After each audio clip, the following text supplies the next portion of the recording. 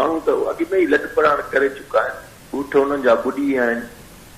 इन इंतज़ार में आहियूं त को इरिगेशन जा को चीफ इंजीनियर जेके नाहिल आहिनि हिन महिल ताणी को लभे कोन थो, को अचे इनखे प्रॉपरली एड्रेस कयूं। असां या इंडिविजुअल माण्हू वञी मशीनूं बीहारींदासीं त माण्हुनि में झगड़ा पैदा थींदा। हिन महिल मां तव्हांखे इहो चवां थो त हिते इहो अलर्ट जारी थियो आहे, पर असांजी इरिगेशन डिपार्टमेंट ई गुम आहे, को माण्हू ई ज़ाहिर कोन्हे। सरदार पंचायत साहब इहो ॿुधाइजो त कंबर शहदाद कोट जेको शहर आहे उहो ॿुॾण जो ख़तरो वधी वियो आहे, भरपासे वारा इलाइक़ा पहिरियां ई ॿुॾी चुका आहिनि। तव्हां जो चवणु आहे त आपाशी अमलो बि हिन वक़्त ताईं ग़ाइबु आहे, पोइ शहरनि खे बचाइण लाइ तव्हांजी कहिड़ी हिकमत अमली हूंदी?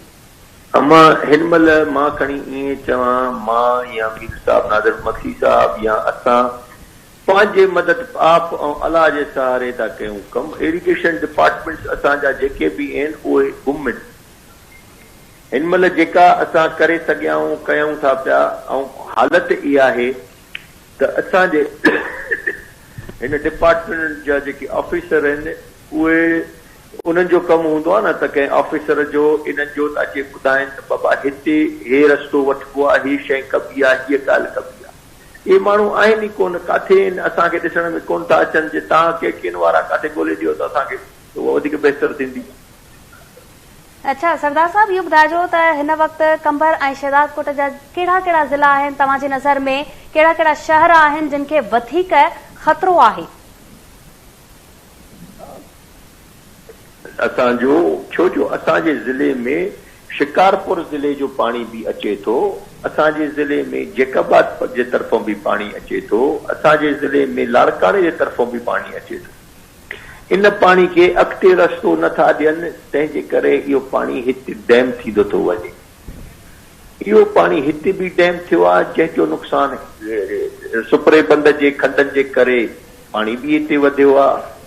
वरी हुन पासे ॾांहुं असांजे जेको परियों पासो आहे दादू ज़िले जा जेके ॿाहिरि आहिनि उहे बि ईअं ॿुॾियल आहिनि, उते बि इरिगेशन डिपार्टमेंट गुम आहे। जे केन शाह आहे त उते बि इरिगेशन डिपार्टमेंट गुम आहे।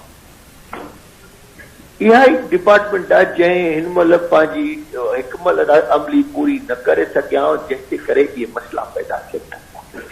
सरदार साहब हिन वक़्तु वार कंबर शहदाद कोट ऐं ॿियनि ज़िलनि जे हिननि जे रहवासी जेके आहिनि उन्हनि लाइ तव्हांजो कहिड़ो मैसेज हूंदो? हू हिन वक़्तु केॾांहुं वञनि, किथे महफ़ूज़ हंधनि ते मुंतक़िल थियनि? अमा हिन महिल जेको शहरनि जो इशू आहे, ॻोठ त सभु ॿुॾल आहिनि। हिन महिल मां तव्हांखे चवां त फिलाणो ॻोठ बचियल आहे, इहो बचियल को ॻोठ कोन्हे जेको पंहिंजे उन में को घर साबित हुजे। हिन महिल माण्हुनि खे असां त इहो चवंदा त जेतिरो महफ़ूज़ हंध ते पहुची सघनि पहुचनि, छो जो असां वटि जेके हिन महिल आर्मी या नेवी जेके आया आहिनि उहे बि पंहिंजे हथुलवस कोशिशि कनि था पिया। लोकल माण्हू बि पंहिंजे हथुलवस पंहिंजी मदद आप सां था निकिरनि।